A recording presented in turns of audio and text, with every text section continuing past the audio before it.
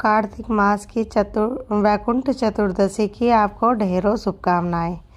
तो देखिए, कार्तिक मास में जो पूर्णिमा आती है तो पूर्णिमा के एक दिन पहले वैकुंठ चतुर्दशी की पूजा की जाती है। इस दिन भगवान विष्णु की पूजा विशेष तौर से होती है। कहते हैं जो भगवान विष्णु की वैकुंठ चतुर्दशी पे विधि विधान से पूजा करते हैं, सच्चे मन से पूजा करते हैं, वो वैकुंठ को प्राप्त होते हैं। तो आइए सुनते हैं वैकुंठ चतुर्दशी की प्रचलित पौराणिक कथा। पौराणिक मतानुसार एक बार भगवान विष्णु महादेव की पूजन करने के लिए काशी आए। वहाँ मणिकर्णिका घाट पर स्नान करके उन्होंने 1000 कमल पुष्पों से भगवान शिव के पूजन करने का संकल्प किया। अभिषेक के बाद जब वे पूजन करने लगे तो शिवजी ने उनकी भक्ति की परीक्षा के उद्देश्य से एक कमल पुष्प कम कर दिया। भगवान श्री हरि विष्णु को पूजन की पूर्ति के लिए 1000 कमल पुष्प चढ़ाने थे। एक पुष्प की कमी देखकर उन्होंने सोचा कि मेरी आंखें भी तो कमल के समान ही हैं।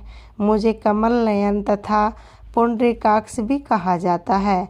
यह विचार कर भगवान विष्णु ने अपनी कमल समान आँख चढ़ाने को प्रस्तुत हुए। भगवान विष्णु जी के सगाध भक्ति से प्रसन्न होकर महादेव जी प्रकट होकर बोले, हे विष्णु, आपके समान संसार में कोई दूसरा मेरा भक्त नहीं है।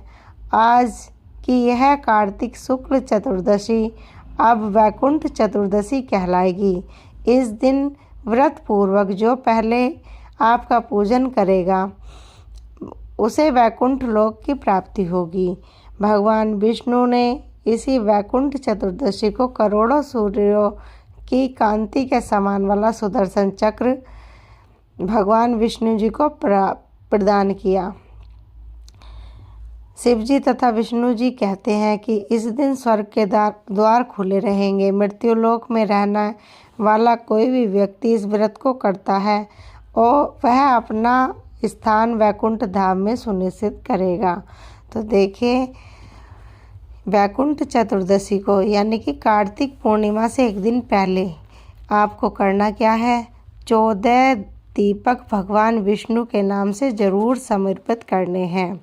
अगले दिन देव दिवाली पूर्णिमा गंगा स्नान के रूप में भी मनाया जाता है।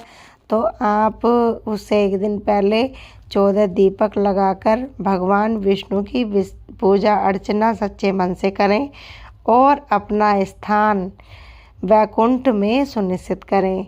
और इसके बाद भगवान विष्णु की आरती करके अपनी पूजा संपूर्ण करें। कम से कम 14 दीपक अवश्य लगाएं। तो आपको हमारी ये कथा कैसी लगी हमें कमेंट करके ज़रूर बताएं। धन्यवाद। आपको एक बार फिर से वैकुंठ चतुर्दशी की बहुत बहुत शुभकामनाएं।